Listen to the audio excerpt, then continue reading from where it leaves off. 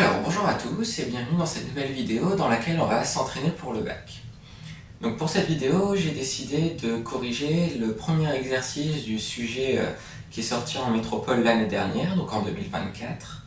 Et donc il s'agit d'un vrai ou faux. Donc l'idée c'est qu'on nous propose 4 affirmations qui ici vont faire intervenir des choses sur les fonctions et sur les suites. Et puis il faut dire si chacune des affirmations est vraie ou fausse. Et puis évidemment, il faut justifier la réponse.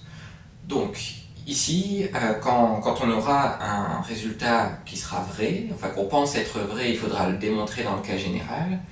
Et pour montrer qu'un résultat est faux, il suffit de trouver un contre-exemple. Donc une situation, un exemple, qui ne fonctionne pas, enfin pour lequel la propriété qu'on nous propose n'est pas vérifiée. Donc pour la première affirmation, enfin pour les deux premières affirmations, pardon, on s'intéresse à une fonction donc, qui est définie sur R et à valeur dans R et qui à x associe 5x exponentielle moins x. Et la première affirmation, c'est l'axe des abscisses est une asymptote horizontale à la courbe CF. Donc déjà, la notion d'asymptote horizontale, il faut se souvenir que ça fait intervenir les notions de limites. Donc en l'occurrence, les limites de fonctions, puisqu'on travaille ici avec une fonction. Et une asymptote horizontale, en fait, ça va être une droite. Donc là, si par exemple, on fait un petit dessin, par exemple, on va avoir cette fonction. Et bien, une asymptote, ça va être une droite qui va correspondre en fait à la limite de la fonction, soit en plus l'infini, soit en moins l'infini. Et donc ici, en fait, si la fonction, on imagine qu'elle tend vers une limite, qui est notée petit l par exemple, et bien l'asymptote, enfin la droite d'équation y égale l, pardon, pourra dire que c'est une asymptote horizontale de la courbe de la fonction f. Donc là, en fait, il faut regarder si l'une des deux limites de f, donc soit celle en plus l'infini, soit celle en moins l'infini, est égale à 0. Donc ce qui correspondrait à une asymptote horizontale qui est confondue avec l'axe des abscisses. Donc là ici, bon, on peut regarder un peu les deux. Donc en plus l'infini, donc on va avoir limite de 5x qui serait égale à plus l'infini. Et la limite de exponentielle moins x en x, enfin quand x tend vers plus l'infini, eh bien ça sera 0, parce qu'en fait ce qu'il y a dans la fonction exponentielle, ça va tendre vers moins l'infini, et l'exponentielle en moins l'infini, ça tend vers 0. Donc ici, on a un produit de quelque chose qui tend vers plus l'infini, et l'autre qui tend vers 0. Donc c'est une forme indéterminée. Pour rappel, les 4 formes indéterminées sont 0 fois l'infini, l'infini moins l'infini, l'infini sur l'infini et 0 sur 0. Donc là, on est dans ce cadre-là, donc c'est une forme indéterminée, mais on a des résultats sur ce qu'on appelle les croissances comparées qui nous permettent de lever cette indétermination. Et par croissance comparée, en fait, on sait que c'est l'exponentielle qui va imposer sa limite. Donc par croissance comparée, on va avoir au final la limite de f de x quand x tend vers plus l'infini qui est égale à 0. Et donc, la droite d'équation y égale 0 est une asymptote horizontale de la courbe de f. Et la droite d'équation y égale 0, c'est l'axe des abscisses, enfin c'est confondu avec l'axe des abscisses, donc la proposition est vraie. Et donc si on avait commencé par regarder la limite en moins l'infini, bon on peut la regarder rapidement. En moins l'infini, le 5x, ça va tendre vers moins l'infini. Et l'exponentielle moins x, donc moins x, ça va tendre vers plus l'infini. Et donc exponentielle d'un truc qui tend vers plus l'infini, bah, ça va tendre aussi vers plus l'infini. Donc là par contre on n'a pas de forme indéterminée, on a moins l'infini fois plus l'infini, ça fait moins l'infini. Donc bon, ici, soit on pouvait regarder un peu en avance pour anticiper les résultats, pour savoir laquelle des deux limites il fallait prendre pour montrer que l'assertion était vraie, soit si on a commencé par moins l'infini, bon bah c'est pas très grave, ça aura juste fait faire du travail qui n'était pas spécialement nécessaire, mais si vous déterminez correctement la limite, ça ne sera pas faux, on ne pourra pas vous retirer le point. Donc maintenant, pour la deuxième affirmation, donc on nous dit que f est solution d'une équation différentielle, et cette équation différentielle, donc c'est y' plus y est égal à 5 exponentielle moins x.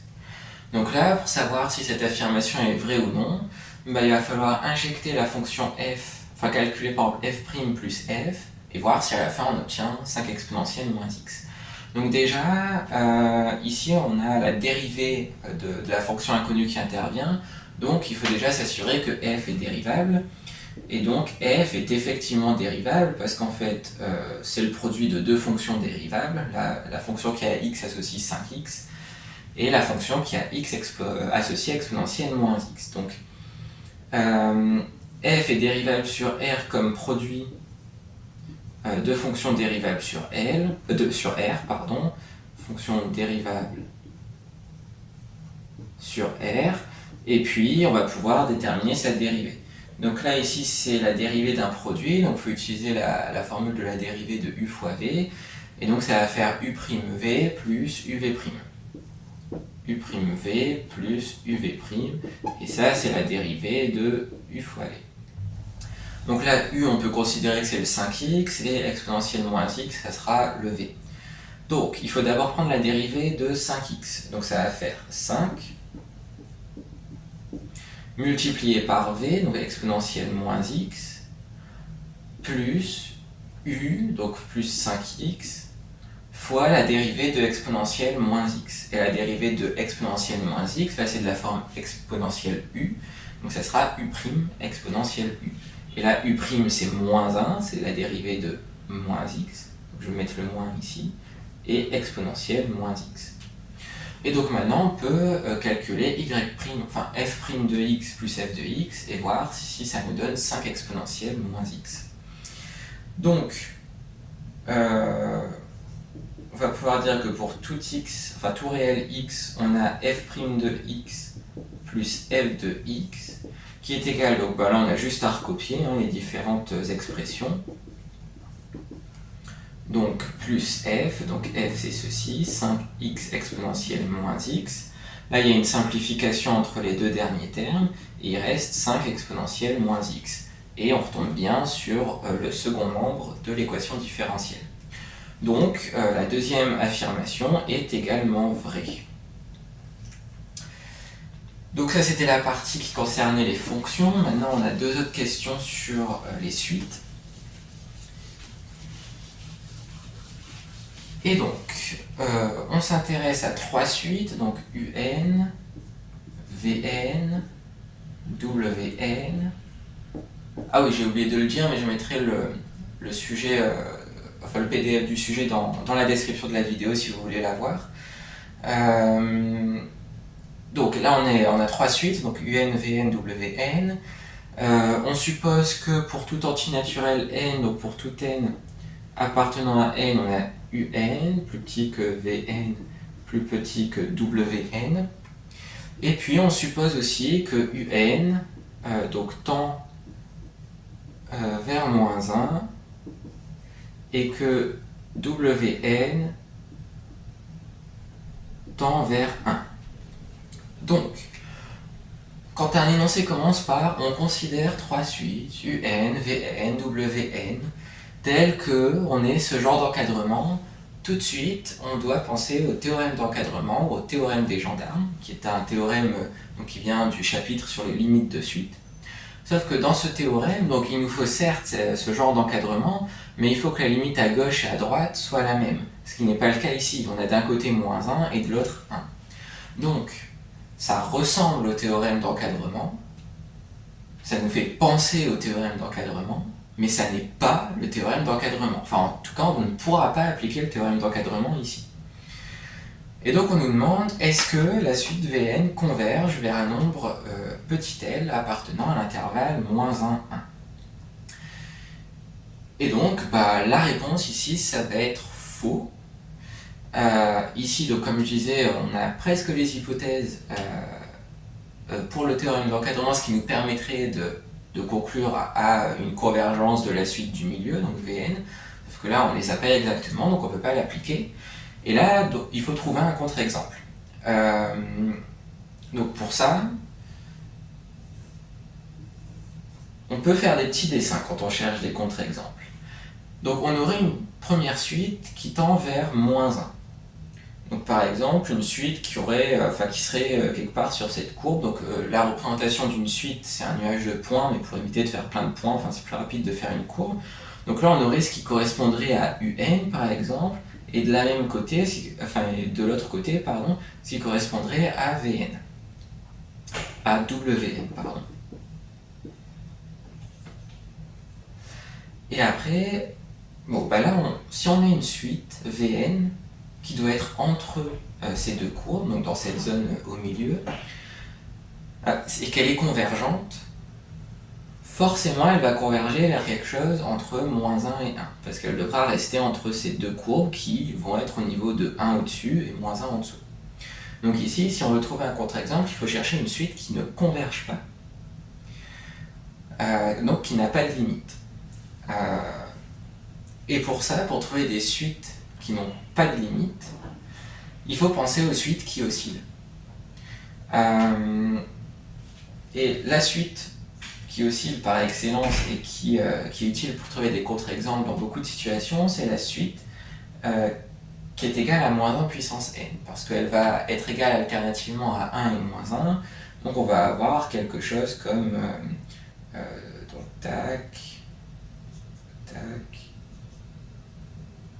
quelque chose comme ceci. Ça va valoir 1, puis -1, puis 1, et ainsi de suite.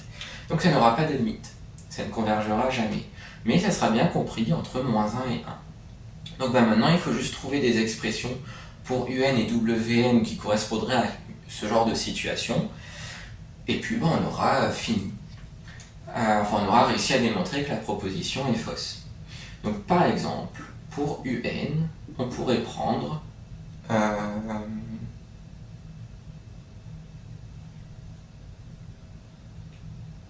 alors, -1, moins 1 sur n plus 1.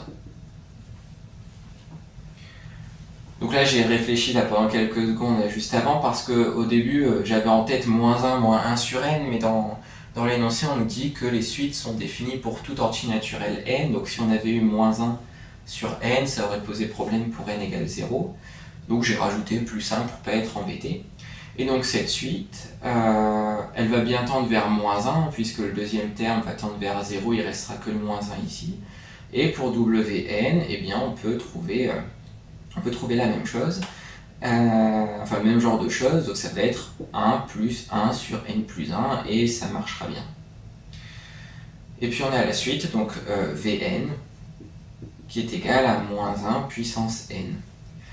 Et ici, quand on regarde un peu les quantités, on a -1, moins quelque chose qui est positif. Donc en fait, ça sera toujours plus petit que -1, et de la même manière, ça sera toujours plus grand que 1. Donc Vn sera bien compris entre Un et Wn pour tout entier naturel n, puisque Vn vaut soit -1, soit 1. Donc ça sera bien compris cet encadrement sera bien vérifié partout. Et donc, on peut conclure que l'affirmation est fausse. Et il reste donc la dernière affirmation. Donc là, on a toujours les suites qui vérifient l'encadrement entre UN, Vn et Wn, avec UN qui tend toujours vers -1 et Wn vers 1. Et on suppose de plus que la suite UN est croissante, donc UN est croissante, et Vn et Wn est décroissante. Et on nous demande, est-ce que, pour tout entier naturel n, on a Vn qui est plus petit que W0 et plus grand que U0. Donc, ici, on sait que cet encadrement est toujours vérifié. Et de plus, la suite UN est croissante. Donc si elle est croissante, la suite UN, ça veut dire qu'elle sera toujours au-dessus de son premier terme. Donc on dit qu'une suite croissante est minorée par son premier terme. Donc là, puisque UN est croissante, donc UN croissante, ça implique que pour tout n, pour tout entier naturel n, on va avoir UN qui est plus grand que U0. Et de la même manière, dire que Wn est décroissante, ça permet de dire que pour tout entier naturel n, on va avoir Wn qui sera plus petit que son premier terme W0. Donc au final, quand on combine ceci, ceci et cela, on va avoir que pour tout n appartenant à n, on a donc Vn au milieu, l'encadrement donc qui est là-bas, en haut à droite du tableau. Donc ça c'est l'hypothèse de l'énoncé, celle qu'on a depuis le début. Et puis là on peut rajouter ce morceau-là à droite et puis à gauche, donc UN plus grand que U0. Et donc par transitivité, là ici dire que que Vn est plus grand que Un qui lui-même est plus grand que U0, par transitivité on peut dire que Vn est plus grand que U0. Donc par transitivité, alors si vous ne dites pas par transitivité, c'est pas grave, c'est juste un joli terme et ça fait bonne impression dans une copie. Mais donc on peut dire que pour tout entier naturel n, on va avoir Vn qui sera bien compris entre U0 et W0. Donc le résultat est vrai, ce qui nous permet de conclure cette question et par la même occasion l'exercice. Donc j'espère que cette vidéo a pu vous aider. Si c'est le cas, n'hésitez pas à mettre un j'aime et à vous abonner. Et puis je vous dis à bientôt pour une prochaine vidéo.